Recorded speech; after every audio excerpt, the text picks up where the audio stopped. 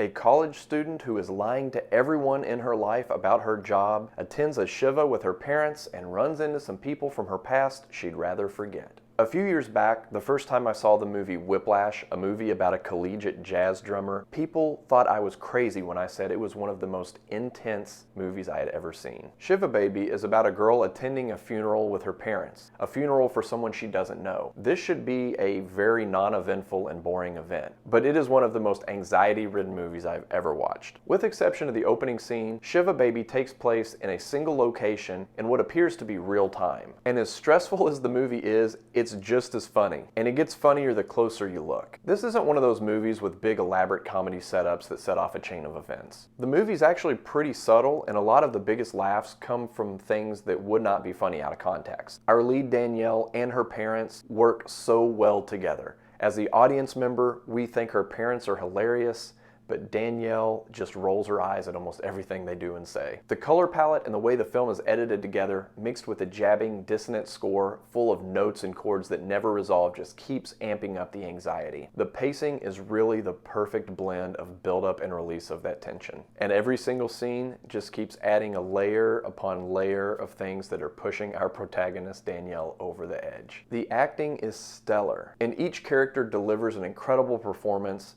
that is told mostly through small facial expressions that are amplified because the entire movie is filmed in extreme close-up. You really feel Danielle's claustrophobic anxiety of being surrounded by a bunch of strangers and a few people she'd rather not be around. And if all of this isn't stressful enough, of course someone brought a baby to the Shiva, which is where the movie gets its name, and that baby cries a lot. Shiva Baby probably doesn't sound like a fun movie to watch, but it really is. And while the movie is nothing like Curb Your Enthusiasm, I think fans of Curb Your Enthusiasm will really appreciate the awkward encounters that happen in this movie. Shiva Baby feels like one of those lightning in a bottle movies where everybody is firing on all cylinders, and if they tried to make it again, it probably wouldn't be as perfect the second time around. There is not one wasted moment in Shiva Baby, and at only 75 minutes long, the movie never overstays its welcome.